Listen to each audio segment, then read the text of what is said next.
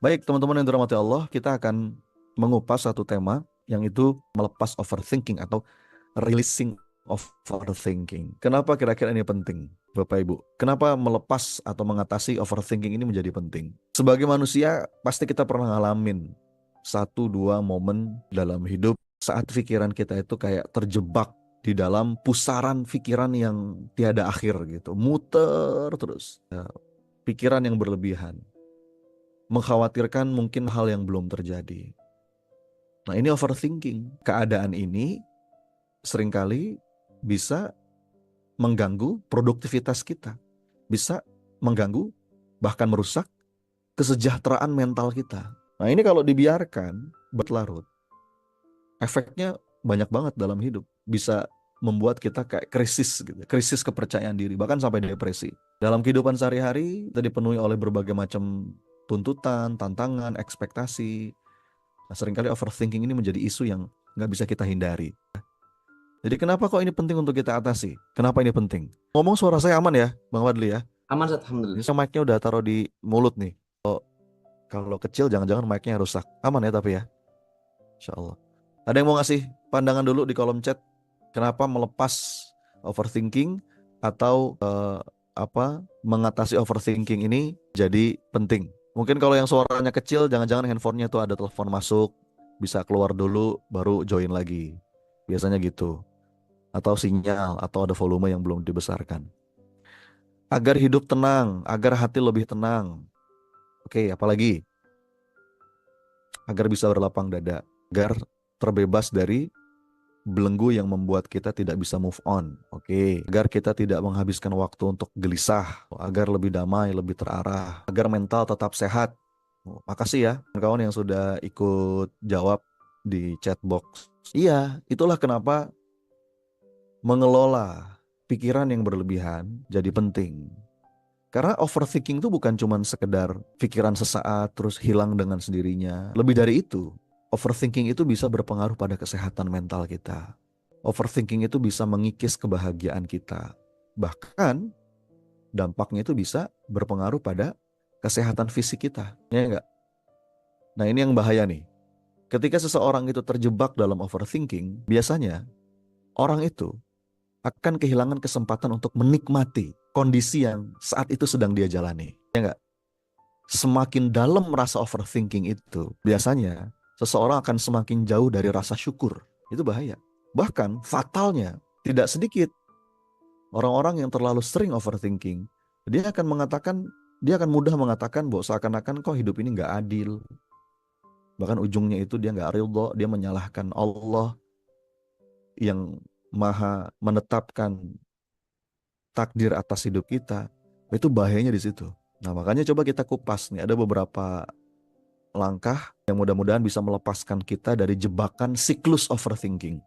Bagaimana kita bisa keluar dari siklus itu, kita mengambil kendali atas pikiran kita sendiri, mengambil kendali atas kehidupan kita sendiri. Hingga pada akhirnya kita bisa ngejalani hidup lebih tenang, lebih produktif. Gitu ya. Nah, ini nih slide-nya nih. Orang kalau overthinking itu bisa kehilangan syukur, merusak kebahagiaan lahir batin, stressful, ganggu produktivitas, krisis kepercayaan diri. Nah, ini bahayanya teman-teman sekalian. Dan overthinking itu bisa dua sisi ya. Bisa ke depan, bisa ke belakang. Saat pikiran yang berlebihan itu menarik kita ke depan, biasanya dia bawa apa? Overthinking ketika ke depan, apa yang dibawa? Kecemasan, yang dibawa kekhawatiran, ketakutan yang berlebihan, cemas. Wah, nanti gimana ya kalau gini, nanti gimana ya kalau gitu. Nah, what if? Dan overthinking juga bisa ngebawa kita, menarik kita ke belakang. Biasanya kalau ke belakang, apa yang dia bawa? Yang dia bawa kesedihan yang terlalu dalam, kekecewaan, luka yang semakin terasa, penyesalan yang melampaui batas, bahkan sampai bikin orang tuh jadi putus asa. Nah, jadi overthinking itu bisa ngebawa kita kemana-mana. Yang ujungnya itu negatif. Ujungnya itu bisa bisa bahaya. Seandainya dulu begini, seandainya saja dulu begitu. Mestinya saya begini dulu, mestinya saya begitu dulu. Ya enggak? Nah, itu bisa bikin kita semakin terluka gitu. Nah, kaidah pertama, fondasi penting dalam mengatasi overthinking dalam sudut pandang kita sebagai seorang mukmin tentu saja adalah zikrullah ta'ala itu. Itu sebagai fondasi awalnya. Antidote, penyembuh, penanganan pertama gitu pada pikiran yang berlebihan. Berarti apa tuh? P3B, ya bukan P3K, P3B. Penanganan pertama pada, oh enggak, P4B berarti. Penanganan pertama pada pikiran yang berlebihan. P4B berarti. Ya. Antidote for overthinking itu zikrullah dulu. Pokoknya kalau kita sebagai orang yang beriman, sebelum kita ngomongin nanti langkah-langkah lanjutannya ya, dalam menyelesaikan apapun yang berkaitan dengan kondisi batin, apapun yang berkaitan dengan pikiran dan perasaan, itu zikrullah dulu. Zikrullah dulu. Karena pijakan kita sebagai orang yang beriman, alladzina amanu wa tatma'innu qulubuhum bidzikrillah, ala bidzikrillahi tatma'innul qulub. Hanya dengan mengingat Allah, kita akan menemukan yang namanya tatma'innul qulub, ketenangan batin. Itu dulu tuh. Nah, nanti langkah selanjutnya baru kita bagi ini. Paling tidak ada 2 peta langkah. Ada 2 peta langkah untuk mengatasi overthinking. Zikrullah itu kan God connection. Kita nyambungin rasa kita dengan Allah. Nah, dalam bingkai itu ada 2 peta langkah. Yang pertama, bagaimana kita terhubung dengan diri sendiri, yaitu self connection. Baru ada juga yang berikutnya social connection, terhubung dengan sekitar, dengan orang lain, termasuk juga terhubung dengan alam. Semua itu dalam bingkai zikir. Jadi hubungan kita dengan orang lain, hubungan kita dengan diri sendiri, itu sebagai jembatan yang mestinya mengantarkan kita untuk mengingat Allah. Gitu. Misalkan apa? Kalau social connection misalkan apa? Ya itu interaksi sosial. Nah ini salah satu langkah juga nih untuk bisa mengatasi overthinking. Bagaimana kita merencanakan pertemuan rutin dengan teman, dengan keluarga. Jangan tenggelam terus-menerus dalam kesendirian ketika pikiran berlebihan itu muncul. Ya. Kita bisa mencari support group support, social support. Ngobrol, sharing, berbagi, berkomunikasi dengan orang-orang terdekat, ya, mencari saran. Bahkan boleh juga di level tertentu mungkin kita mencari bantuan profesional. Artinya kita mungkin bangun komunikasi dengan konselor, dengan psikolog di level tertentu itu penting juga sebagai ikhtiar kita. Gitu. Ya, itu namanya social connection. Tapi ada juga yang nggak kalah penting, yaitu self connection. Nah ini masalah orang di zaman ini itu kan sekarang kita hidup di era social media, internet, era informasi, era digital. Kadang di era ini kita mudah terhubung dengan orang lain, tapi justru merasa kesulitan terhubung dengan itu fenomena hari ini teman sekalian. Maka mungkin yang akan coba saya kupas, bagaimana nih kita bisa terhubung dengan diri sendiri atau self connection. Ini penting. Kadang kita tuh overthinking karena kita lost connection dengan diri. Kita kehilangan kendali atas pikiran kita. Karena overthinking itu kan sebabnya pikiran. Dan pikiran itu ke dalam kendali kita. Mestinya kita yang mengendalikan pikiran. Bukan pikiran yang mengendalikan kita. Gitu. Nah, bagaimana caranya? Untuk bisa mulai membangun self-connection. Kalau saya punya rumus. Untuk membangun self-connection. Itu rumusnya sajdah. Nah, apa rumusnya? Sajdah. Itu yang saya tulis di buku Surrender. Ada yang sudah punya? Buku Surrender ini buku yang saya tulis tahun lalu, 2013. Ini rumus yang saya tulis di buku itu. Sajdah itu singkatan sebetulnya. Tapi ada filosofinya. Kenapa dikasih nama sajdah? Supaya kita ingat sama sajadah gitu kira-kira. Ingat sama sujud. Pokoknya ketika pikiran berlebihan itu sudah mulai muncul, bawa ke dalam sujud. Bawa ke dalam sujud. Nah, sajdah yang saya maksud di sini adalah 3 langkah penting untuk melepas dan mengatasi overthinking. Ini sebuah proses masuk ke dalam diri. Bagaimana dalam 3 langkah sajdah ini, kita meluangkan waktu untuk merenung. Kita meluangkan waktu untuk mengenali diri. Kita meluangkan waktu untuk memahami apa sih yang sedang saya rasa, apa sih yang sedang terjadi. Kita bertanya pada diri, sampai akhirnya kita memilih respon terbaik. Respon pikiran, respon perasaan, sikap, tindakan, yang itu memberdayakan diri kita, dan itu Allah ridhoi. Jadi sebetulnya proses sajdah ini proses muhasabah, proses tafakur, proses connection dengan diri sendiri. Self connection. Nah, bagaimana nih kita menerapkan rumus sajedah ini dalam konteks overthinking? Apa sih sajedah itu kepanjangannya? Sadar, jeda, pilih. Apa panjangannya? Sadar, jeda, pilih. Coba kita bahas nih. Bagaimana penerapan rumus sajedah ini untuk pada akhirnya kita bisa mengatasi dan melepas overthinking. Kita mulai dulu dengan sadar. Dalam tahap sadar ini, apa yang kita lakukan? Kita identify dulu. Kita berusaha mengenali. Kita berusaha mengidentifikasi. Apa sih yang menjadi pemicu overthinking? Karena nggak ada asap kalau nggak ada api. Betul nggak? Jadi sebelum kita memperbaiki pikiran yang berlebihan, mengatasi, melepas pikiran yang berlebihan itu, kita perlu mengidentifikasi dulu. Ini kira-kira pemicunya apa ya? Penyebabnya apa? Gejalanya apa nih? Saat kita sudah menyadari itu, mengenali itu, akhirnya kita nanti bisa lebih mudah memilih tindakan yang paling tepat untuk mengurangi overthinking itu, bahkan menghilangkan overthinking itu. Jadi kita identify, kapan ya saya mulai overthinking nih? Ini kira-kira pemicunya apa ya? Kan yang namanya overthinking itu biasanya punya gejala awal. Apa kira-kira gejala awal dari overthinking? Susah tidur, apalagi nggak mampu ngambil keputusan. Orang yang overthinking itu biasanya sulit ngambil keputusan karena ada begitu banyak pertimbangan yang bikin dia pusing gitu. Dia mempertimbangkan begitu banyak kemungkinan. Cemas atau mungkin stres karena terus mikirin masalah yang kok kayaknya nggak. Nah, kita perlu meluangkan waktu nih. Di tahap sadar ini, kita merenung. Kita masuk ke dalam diri. Kita identifikasi. Karena setiap orang itu punya pemicu overthinking yang beda-beda. Beda-beda. Ada yang overthinking karena tekanan kerja. Ada nggak? Ada yang overthinking karena mungkin hubungan pribadinya dengan orang lain. Nah, itu jadi pemicunya. Ada yang overthinking karena merasa tidak aman, merasa takut dengan penilaian orang. Namanya FOPO.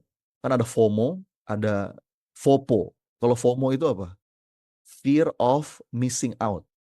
Kalau FOPO itu fear of people opinion. Jadi takut akan penilaian orang. Ada lagi yang overthinking karena dorongan untuk memenuhi harapan sosial atau termasuk harapan keluarga. Jadi kita coba kenali dulu nih. Bagaimana cara mengenali pemicu? Macam-macam. Bisa dengan cara yang sederhana. Kita bikin take a note gitu ya. Kita bikin journaling. Kalau ada sebuah situasi, ada satu kondisi yang bikin kita mulai overthinking, kita catat. Oh, saya setiap kali berada pada kondisi ini, saya suka berlebihan di pikiran. Catat. Nah, catatan ini akan ngebantu kita nanti. Nah, saat kita memahami, oh ini nih pemicu overthinking saya nih. Kita nanti akan lebih siap untuk menghadapi ketika pikiran yang berlebihan itu tiba-tiba muncul. Itu di tahap sadar. Kita coba kenali dulu. Sadari itu. Kenali itu, sadari itu, dan eh, kita berusaha menerima itu, belajar menerima itu. Learn to accept and aware. Ya. Setelah kita identifikasi dan kita kenali apa sih yang sedang kita rasa, ini pemicunya apa sih? Kita belajar untuk menerima bahwa hal itu adalah bagian dari kehidupan. Namanya manusia, ada masa mungkin kita ngerasa, oh mikirnya kejauhan. Ya terima dulu. Dan kita sadari bahwa itu sebetulnya bagian yang bisa kita kendalikan. Itu dalam kendali kita. Karena overthinking itu datangnya dari pikiran. Dan kita punya kemampuan untuk bisa mengendalikan pikiran.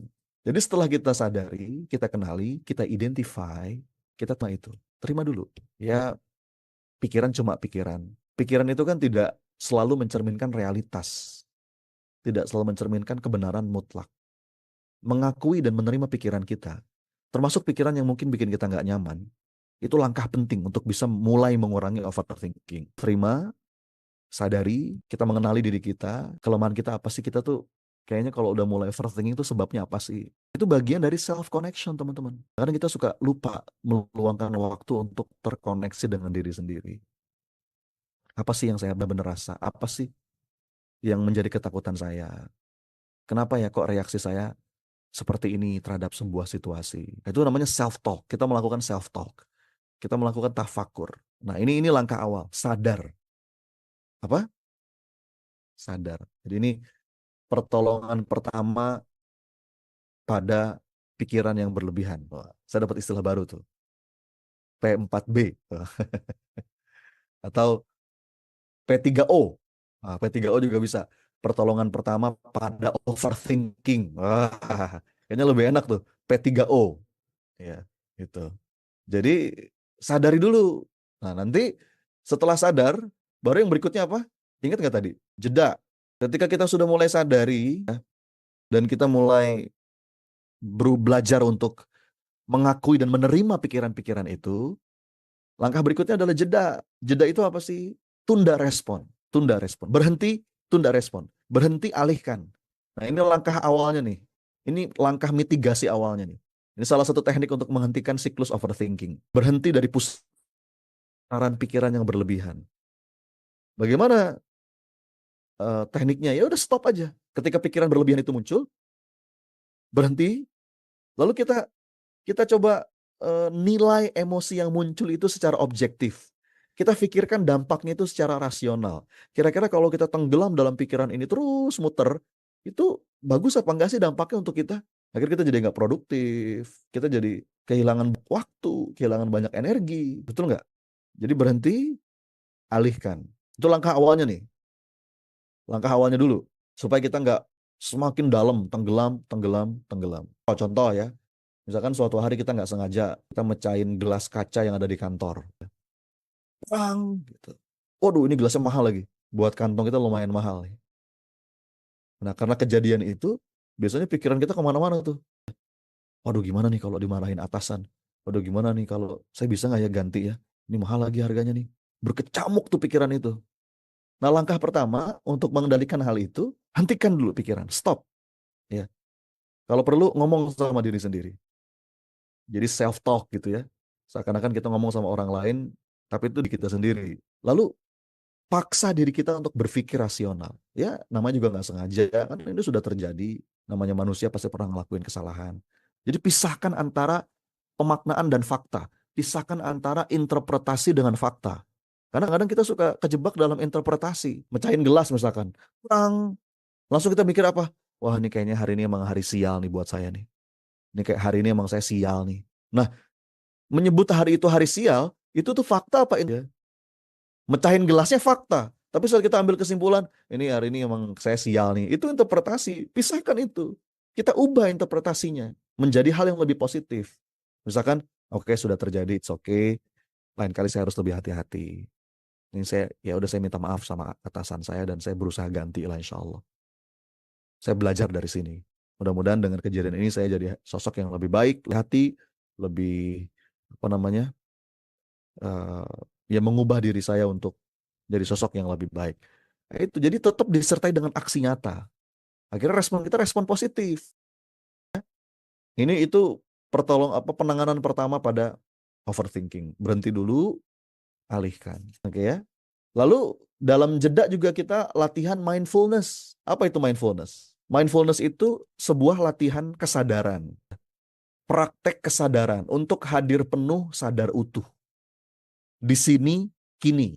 Karena kan tadi tuh overthinking tuh kadang-kadang narik kita ke depan, bawa kecemasan, kekhawatiran, ketakutan, atau narik kita ke belakang, bawa kesedihan, kekecewaan, sampai kita lupa menikmati apa yang sedang kita jalani hari ini. Jadi dalam jeda pun kita latih setelah kita tadi ya menggunakan teknik mitigasi awal itu berhenti, alihkan dulu, lalu mindful. Latihan mindfulness tuh banyak. Misalkan latihan nafas, kita sadari nafas kita. Tarik nafas yang dalam, hitung sampai 10, buang, alhamdulillah. Nah, itu ngebantu kita untuk membawa kesadaran kita kembali ke hari ini, sini, kini. Itu ngebantu kita untuk menjauh dari pikiran-pikiran yang kemudian itu namanya mindful breathing. Mindful ketika nafas, menyadari nafas. Ada lagi latihan yang kedua itu mindful eating. Jadi kita mindfulness saat kita makan. Kita tatap makanan itu. Aduh, rasanya, teksturnya, aromanya. Begitu kita masukkan ke dalam mulut. Makasih ya Allah. Enak makanan ini ya Allah. Kadang orang lagi makan aja kan. Gak dinikmatin tuh makanannya. Karena sibuk mikirin apa-apa yang belum terjadi. Atau sedih dengan apa-apa yang sudah terjadi. Sampai makanan di depan mata itu nggak dinikmatin sama dia.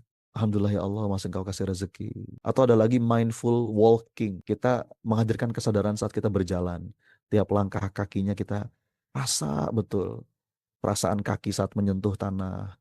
Sensasi udara di sekitar kita. Nah itu ngebantu kita membersihkan pikiran. dan mengembalikan fokus kita pada momen saat ini sebelum tidur.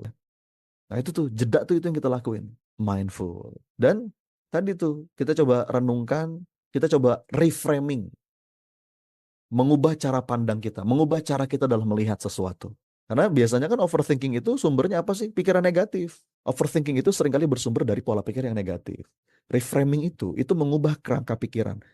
Sebuah proses di mana kita secara aktif mengubah cara kita melihat situasi untuk kemudian kita fokus pada aspek positif dan solusinya, bukan pada masalah atau kekurangannya. Jadi saat kita mengidentifikasi tadi itu ya, pikiran-pikiran negatif, lalu kita coba nanya sama diri sendiri, itu tuh pikiran negatif itu ada buktinya nggak sih? Kok saya sampai berpikir kayak begitu? Ada nggak cara lain untuk melihat situasi ini?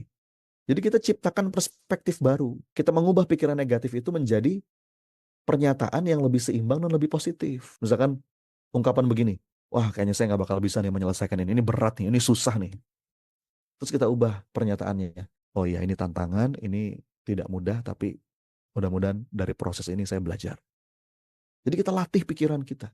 Itu lama-lama bisa otomatis tuh mengenali dan mengubah pola pikir negatif dengan perspektif yang lebih positif. Nah itu 2 langkah awal penanganan pertama pada overthinking. Tapi ini perlu dibungkus dengan langkah yang terakhir nih. Langkah yang ketiga. Karena nggak bisa kita cuman menunda respon, kita tunda, kita tahan respon itu, tapi kita tahan terus, kita pegangin terus. Itu nggak bisa kayak begitu. Itu langkah awalnya dulu, supaya kita nggak reaktif. Atau kita mengalihkan tadi ya, tapi nggak betul kita tuntaskan. Kita cuma mengalihkan, tapi nggak ada berusaha untuk menuntaskan problem pikiran itu. Nah ini jadi nggak boleh berhenti sampai di sini. Perlu ada yang langkah yang ketiga. Apa itu langkah yang ketiga? Kita lepas. Jadi sadar, jeda, pilih. Pada tahap pilih, kita betul-betul memilih untuk melepas. Memilih untuk melepas. Kita memilih untuk rilis. Nah, ini dibungkus dengan langkah yang ketiga. Karena kita itu punya kemampuan untuk melepaskan apapun yang bikin hidup kita menderita. Kita itu punya kemampuan untuk bisa melepas apapun yang itu sebetulnya melemahkan kita. Jadi gini, biasanya ada 3 kesalahan seseorang dalam merespon mengelola emosinya. Ini 3 kesalahan. 3 kesalahan kebanyakan kita dalam mengelola emosi, termasuk overthinking. Tadi ya, overthinking itu kan turunannya bisa kecemasan, kesedihan, kekecewaan. Yang pertama, kesalahan pertama, dipendam, ditekan. Nah itu, ada nggak yang kayak begini? Jadi kalau ada emosi, dia ada overthinking, dia ada kesedihan, dia ada kecemasan, ditekan sama dia. Dipendam gitu, ditahan-tahan. Kalau sebagai langkah awal itu, memang kita perlu menahan dulu. Makanya sabar itu kan pada pukulan pertama. Tapi nggak terusan kita tahan. Ini bahaya nih. Atau yang kedua, dilampiaskan. Throw to other people. Kita lampiaskan, kita ekspresikan, kita ngamuk, kita marah, kita ngelempar barang. Nah itu kan biasanya salah satu cara yang dilakukan kalau kita mau melepas emosi. Berteriak, nah itu yang kedua tuh. Atau ya, yang ketiga tuh diabaikan. Kita kayak escape gitu, kita kayak kabur, kita kayak nggak mau lihat. Ini 3 cara yang salah. Jadi saya ulangi ya. Yang pertama, kesalahan emosi, mengelola perasaan, termasuk pikiran, ya overthinking. Biasanya kita menekannya. Jadi kita tuh sebetulnya ya karena nggak enakan aja. Ada orang mungkin ngomong sesuatu tentang kita, ada orang bersikap yang kita nggak seneng dengan sikap itu, terus kita nggak enakan, akhirnya kita ya tahan aja lah, udahlah, kita pendam aja, kita telan aja sendiri gitu. Itu dia sedang pura-pura baik-baik saja, padahal di dalamnya itu ada kesedihan, ada kemarahan. Dia tahan, dia tekan, tapi sebetulnya dia nggak mau deal dengan emosi itu, dia nggak mau ngadepin emosi itu, ya. Akhirnya udahlah, biarinlah, saya telan aja gitu kan. Nah itu sangat gak sehat teman-teman. Karena sebetulnya emosi apapun yang muncul di ruang kesadaran kita, kalau kita tekan, kalau kita pendam, itu sebenarnya dia tetap tersimpan di alam bawah sadar kita. Sehingga akhirnya suatu hari nanti dia akan meledak. Kayak bom waktu. Dan ketika meledak, bukan cuman menyakiti orang lain, tapi juga menyakiti diri sendiri. Akhirnya kalau ada orang-orang yang terlalu lama menekan emosinya ini, akhirnya jadi pada satu waktu nanti dia jadi kayak orang yang temperamen gitu. Senggol bacok, senggol dikit bacok. Ketrigger sedikit, ngamuk sama orang. Yang mungkin kadang-kadang orang itu nggak salah apa-apa, tapi kita ngamuk sama dia. Makanya kalau menurut beberapa kajian ya teman-teman, kalau ada berita kriminal, ada orang yang melakukan tindakan kriminal, nyakitin orang lain, itu biasanya dia karena udah nggak tahan lagi, ada emosi yang dia pendam, dia tekan. Ya. Anda bayangkan ya, makanya kesehatan mental tuh penting. Dampaknya bisa gede nih kalau nggak kita perhatikan. Orang tuh kalau ditahan, dipendam, ditekan, dia berusaha, dia nggak mau deal, dia nggak mau ngadepin emosi itu. Suatu hari bisa jadi bom waktu. Dan itu yang rugi kita sendiri. Yang rugi kita sendiri. Suatu hari dia meledak, ngamuk ke orang misalkan. Itu bahkan kalau sampai fatal bisa kriminal. Dan yang rugi itu diri sendiri. Itu kesalahan pertama. Yang kedua, ini juga kesalahan ya. Yang kedua itu dilampiaskan, diekspresiin. Tapi cara ekspresinya itu ya sembarangan gitu. Marah-marah, ngamuk, ngebut di jalanan, teriak, nangis. Ya, lega sih. Tapi kalau nggak pas itu bisa jadi destruktif, bisa ngerugin orang, ngezolimin orang itu. Ya enggak? Terus ada yang bilang begini, udah kalau kamu punya ada perasaan, ada emosi yang bikin kamu gak nyaman, ini aja, ekspresikan saja lewat karya. Ya sebetulnya boleh juga, tapi ini kalau kita berkarya, yang jadi dorongan itu energi negatif, itu bahaya loh. Karyanya itu jadi kayak apa ya? Ada nggak orang yang bikin karya berdasarkan emosi yang negatif? Akhirnya karya itu jadi melekat dalam hidupnya. Dan hidupnya itu seperti apa yang dia karyakan. Jadi ini bahayanya berkarya dari ekspresi energi negatif. Dia berkarya, ini misalkan dia apa ya? Dia sedih gitu. Terus dari kesedihan itu dia menciptakan lagu atau apa gitu. Akhirnya apa lagunya itu jadi hidupnya dia. Nanti kesedihan itu berulang lagi, berulang lagi. Bisa dipahami nggak? Lalu bagaimana cara mengekspresikan yang benar? Sabar, pelan-pelan ya. Saya jelasin dulu yang kesalahannya. Ya. Jadi ini penting nih. Dia itu betul belum rilis dengan emosinya, dengan energi negatif yang ada dalam dirinya. Tapi dia lampiaskan dalam karya, itu kurang bagus. Kalau kita pengen berkarya, teman-teman, ciptakanlah karya itu kalau emosinya udah rilis. Jadi kita berkarya dengan energi yang positif. Itu lebih baik, lebih berkualitas karyanya. Nanti bahkan bukunya itu lebih keren. Atau kesalahan yang ketiga itu diabaikan itu kita kayak lari dari kenyataan gitu. Kita escape. Lagi-lagi ini sama nih sama yang pertama. Itu karena kita nggak mau deal sama emosi itu. Kita nggak mau deal sama rasa itu. Kita kita nggak mau duduk sama emosi itu. Kenapa? Saya kayaknya kalau duduk sama emosi itu kayak rasanya sakit banget gitu. Padahal emosi apapun yang muncul, kita mau duduk aja bersama emosi itu. Kita peluk dulu bentar aja. Ya. Itu lebih mudah kita berdamai. Lebih jernih.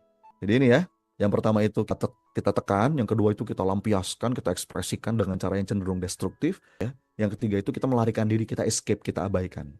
Kalau sebagai tadi ya, kalau sebagai langkah awal itu it's okay. Tadi ya kita alihkan, kita makan, kita coba ngobrol sama teman, kita coba nonton film. Itu sebagai langkah awal supaya kita nggak tenggelam dalam overthinking boleh. Tapi bukan, terus jadinya gimana dong? Jadinya gimana? Nah untungnya ada satu cara lagi teman-teman. Ada satu cara lagi untuk bisa mengelola, mengatasi emosi, pikiran, perasaan, termasuk overthinking. Nama caranya letting go, let it go, atau dilepaskan. Ya. Beda loh ya. Dilepaskan dan dilampiaskan itu beda. Ya. Dilepaskan, release. Letting go itu menyeimbangkan semuanya. Terus gimana cara melepaskan itu? Teman-teman sederhana kok caranya. Gini ya, apa itu letting go? Gini, sederhana caranya. Gini deh, teman-teman ada sesuatu nggak yang bisa dipegang? Apakah pulpen atau apa gitu? Coba pegang deh. Ada nggak yang lagi pegang pulpen? Nih, kayak saya nih. Saya pegang, ini apa nih namanya nih? Ini buat ngaduk minuman ya. Coba pegang begini. Pegang begini nih. Kamera kelihatan ya? Kelihatan nggak sih? Nah, sebelah sini. Ya. Ini analogi teman-teman sekalian. Jadi analoginya begini ya. Kita ini tangan kita nih tangan kita nih, yang ini. Ya. Tangan kita ini analoginya, dia itu merepresentasikan diri kita yang sejati. Nih, diri kita yang sudah Allah ciptakan dengan sebaik-baiknya bentuk. Diri kita yang sudah komplit.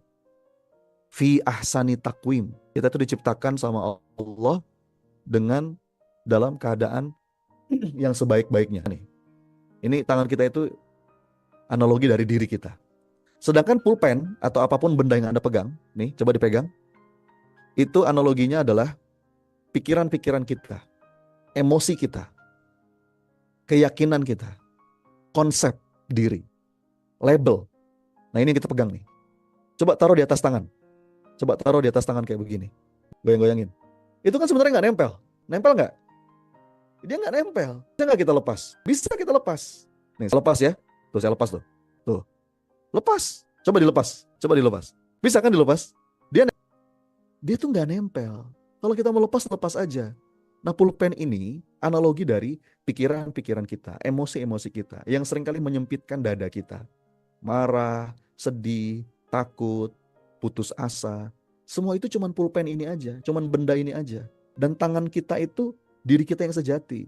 Pulpen ini kan nggak nempel. Tapi masalahnya kita yang megangin ini kenceng-kenceng. Bisa dipahami nggak? Kita yang megang. Saya marah, saya sedih, saya takut, saya cemas. Itu tuh kita yang megangin, teman-teman sekalian. Padahal pulpen ini nggak punya power loh. Yang punya power itu siapa? Yang punya power itu kita yang megang ini keras-keras. Kita pegang emosi ini, kita pegang pikiran ini keras-keras. Sehingga akhirnya nempel. Padahal dia nggak nempel. Bisa dipahami ya? Yang terjadi itu kita memegang erat. Padahal ini bisa kita lepas. Bisa nggak kita lepas? Bisa nggak kita lepas? Bisa. Itu hanya sebuah keputusan, teman-teman. Dan pilihan itu di tangan kita. Kan tinggal dibuka aja. Buka, lepas. Kalau kita bisa melepas pulpen, kalau kita bisa melepas barang, coba sekali lagi. Dipegang, dilepas, coba. Yuk angkat, dipegang, dilepas. Bisa nggak? Kalau kita bisa melepas pulpen, kita juga bisa melepas emosi apapun. Termasuk pikiran yang itu sebenarnya merugikan diri kita sendiri. Karena sebenarnya emosi itu nurut sama kita. Kita yang mesti mengendalikan, bukan kita dikendalikan sama pikiran. Kita tinggal pencet tombolnya aja. Kalau kita mau lepas. Kalau kita mau, ya kan? Sebetulnya sesimpel itu. Saya akan pandu nanti ya. Sesimpel itu. Bahkan kita nggak perlu tahu mekanismenya. Bagaimana cara melepas? Oh, jari kelingking dulu harus dibuka, jari telunjuk dulu harus dibuka, saraf-saraf ini dulu yang harus kita aktifkan. Begitu nggak kira? Enggak kan? Kita hanya, ini sebuah keputusan. Kalau kita pengen lepas, lepas. Jadi ini nggak usah disusah-susahin teman-teman sekalian. Jadi kalau saya bilang, aduh saya nggak bisa melepas ini, itu bukan nggak bisa. Anda nggak mau. Karena emosi apapun, ya yang tidak bisa kita lepaskan karena kita sendiri yang nggak mau. Kita masih pengen pegangan sama emosi itu. Nah, caranya gimana teman-teman sekalian? Ada caranya. Kalau teman-teman pernah baca buku saya yang judulnya Surrender, siapa yang pernah baca? Boleh absen di kolom chat. Itu saya mengutip sebuah teknik yang powerful, namanya Sedona Method. Itu powerful banget. Itu teknik yang saya kutip di buku Surrender. Langkahnya adalah kita bertanya pada diri sendiri. Istilahnya itu self-coaching. Self-coaching. Supaya bisa letting go, langkahnya itu sesederhana kita nanya sama diri sendiri. Nanti coba saya pandu ya teman-teman ya. Dan nanti bisa teman-teman lakuin, praktekin masing-masing. Ini ilmu mahal nih. Ya. Jadi bagaimana cara agar bisa melepas apa yang kita genggam ini dengan menggunakan pertanyaan. Ya. Bukan pakai perintah. Karena sebenarnya otak kita itu paling kesel kalau disuruh-suruh. Kita tuh kalau diperintah pasti ada resisten. Misalkan saya memerintahkan Anda, Bapak Ibu lepas. Itu kita, apaan sih? Gitu. Karena otak kita itu nggak suka diperintah. Otak kita itu resisten kalau disuruh-suruh. Makanya kenapa metode Sedona ini powerful, saya tulis dalam buku Surrender, karena pendekatannya dengan pertanyaan. Jadi kita nanya aja sama dia. Dan teman-teman sekalian, sebetulnya melepas itu sesuatu yang sangat alami. Ini kemampuan natural kita.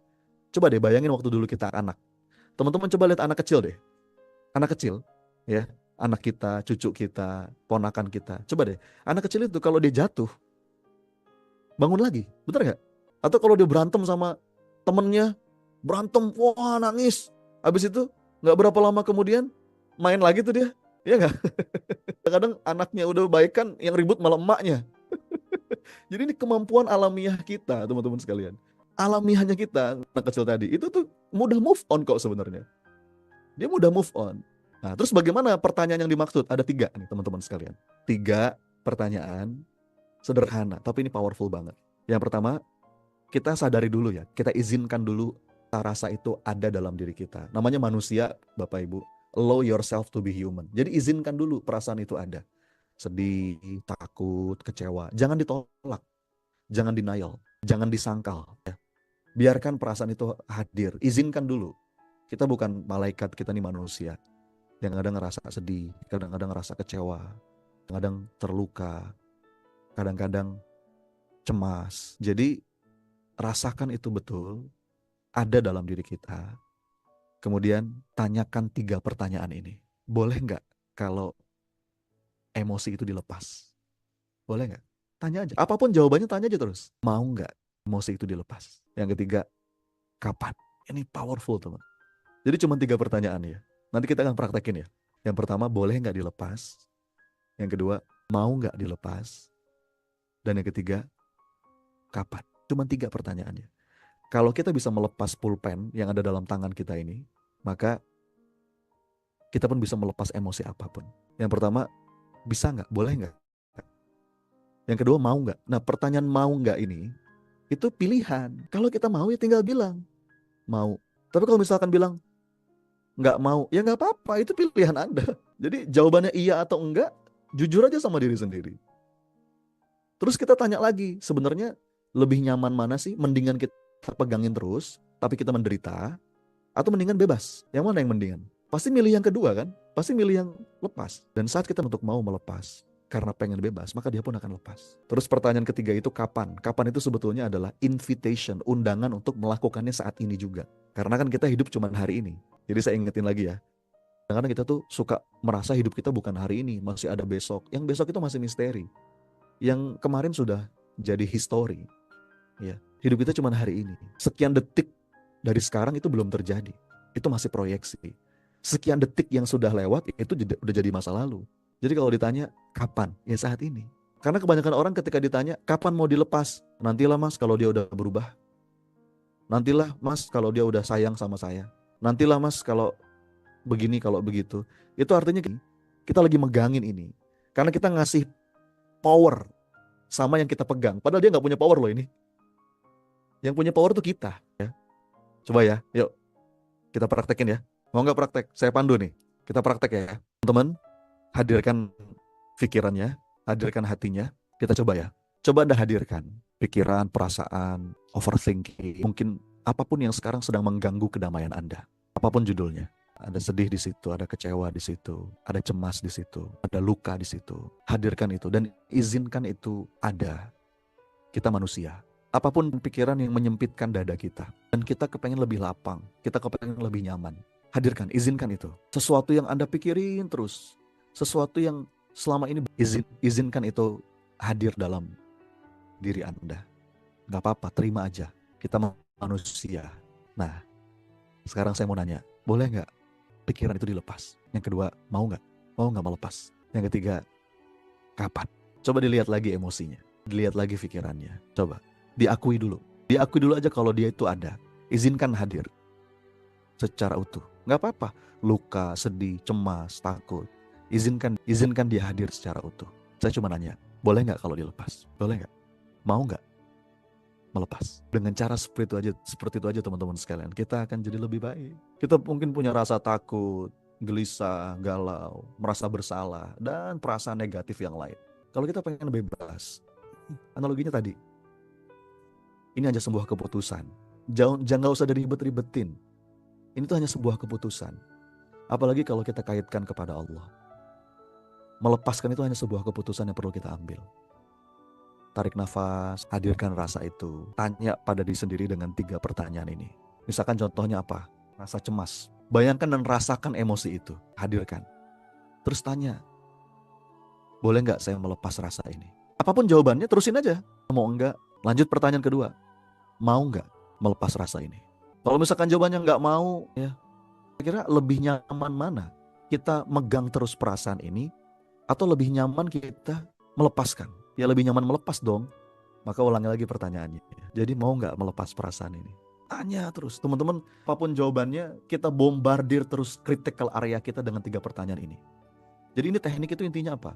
Kita mengizinkan emosi negatif itu datang, lalu kita putuskan untuk melepaskannya. Jadi kita kayak menuntun alam bawah sadar kita untuk mau melepas emosi negatif yang cenderung mengganggu kita. Kadang butuh beberapa kali, diulang terus sampai emosi negatif itu hilang. Tanya terus. Mau nggak? Boleh nggak saya melepas perasaan ini? Nggak bisa. Nggak, saya sakit banget. Oke, tanya lagi. Mau nggak melepas perasaan? Nggak mau, perasaan ini nggak mau pergi. Terus kira-kira lebih nyaman mana? Kita menggenggam perasaan ini atau kita melepas perasaan ini? Ya tentu lebih nyaman dilepas dong. Kalau gitu mau nggak? Ya mau, tapi susah. Tapi mau nggak? Iya mau. Kapan? Nggak tahu, tapi secepatnya aja deh. Dan secepatnya itu kapan? Ya kalau bisa sekarang.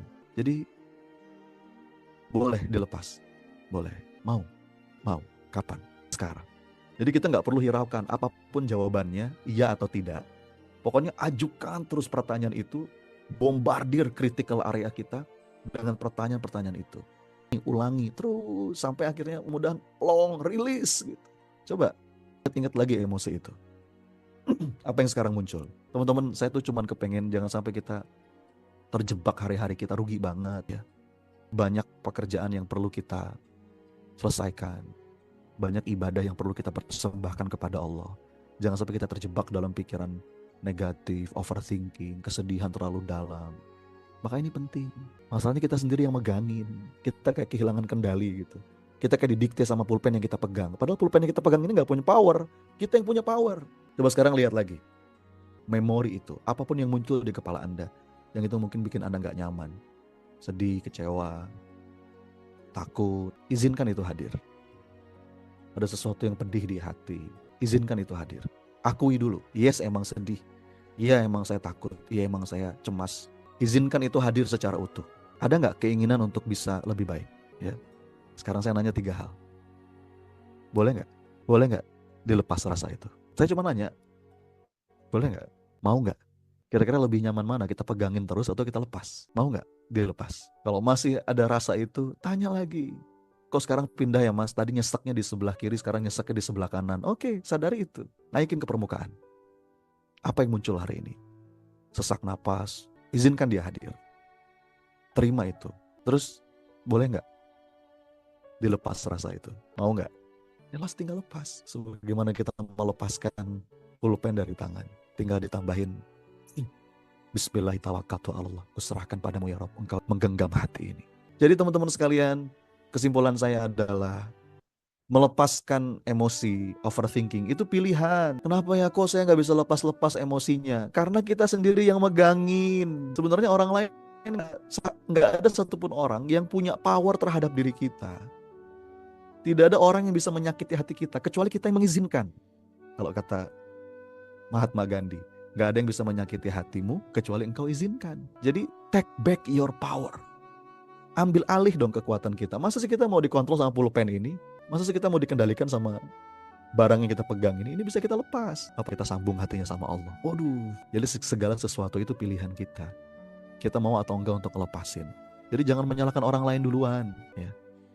Jangan menyerahkan remote kendali kita kepada orang lain, kepada sebuah kejadian. Enggak, itu dalam kendali kita.